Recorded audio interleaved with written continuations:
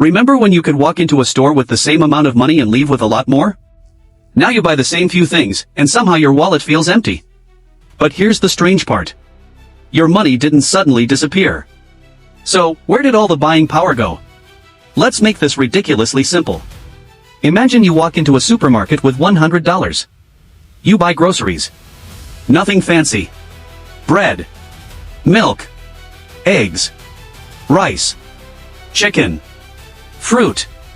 A few years later, you take that same $100 into the same kind of store. But now, you can't buy as much. The money still says $100, the number hasn't changed. But what that money can buy has. And that difference is incredibly important. Because when the prices of goods and services rise over time, your money loses some of its purchasing power. And that's where our story begins. The word economists use for a general rise in prices over time is inflation. But inflation doesn't mean that every single thing suddenly becomes more expensive. Some prices can rise. Some can fall. Some can barely move. What matters is the overall pattern. Think about your money like a bucket. Every year, you put money into that bucket. But if prices rise faster than your income, that same bucket of money doesn't stretch as far as it used to. That's purchasing power. And once you understand that idea, the entire economy starts to make a lot more sense. Now let's forget economics for a second. Imagine you own a tiny bakery. Every morning, you make 100 cakes. And 100 customers show up. Perfect. Everybody gets a cake. But one day, 200 customers show up. You still only have 100 cakes. What happens? People start competing for the cakes. And suddenly, you have something very important happening. Demand is greater than supply. The bakery owner now has a choice. Make more cakes, or raise the price. And if this kind of pressure happens across an economy, prices can start moving upward. But that's only one piece of the puzzle. Businesses don't operate in a vacuum. Imagine the bakery suddenly has to pay more for flour. Then electricity becomes more expensive. Transportation costs increase. Packaging costs more. And employees need higher wages.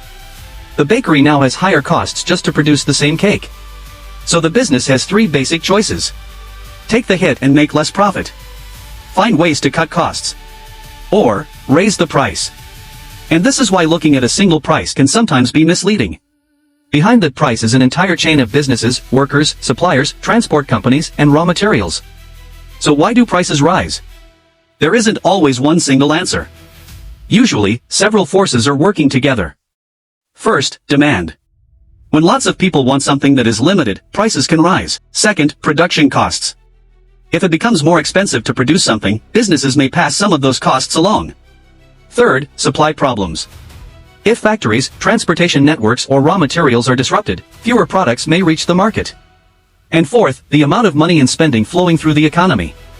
When spending grows faster than the economy's ability to produce goods and services, that can add to price pressure. The important thing is this: inflation is usually a system, not a single event. Now let's bring this back to you. Imagine your income increases by 5%. Sounds good, right? But imagine the things you regularly buy are becoming more expensive even faster. Your salary went up. But your purchasing power may not have improved by the same amount. That's why people sometimes say, I'm earning more money, but somehow I'm still struggling. The problem isn't necessarily that they're imagining it. The numbers in their bank account and the amount those numbers can actually buy are two different things. And understanding that difference is one of the most important money lessons you can learn. But here's the good news. Understanding inflation doesn't mean you can control the entire economy. You can't decide what happens to global supply chains. You can't control every business's costs. And you definitely can't control every price tag. But you can understand what's happening. And that changes how you think about money. Instead of only asking, how much money do I have? You start asking, what can my money actually do? That's a much more powerful question. So the next time you walk into a store and think, why is everything so expensive? Remember, it's not always about one greedy company. It's not always about one bad decision. And it's definitely not as simple as saying, everything went up. Behind every price is a story. Supply. Demand. Production. Transportation. Wages. Spending. And millions of decisions happening around the economy. The more you understand those stories, the more money starts to make sense. This is the Money Laboratory. If you want money, business and economics explained without the boring stuff, subscribe. Because we're just getting started.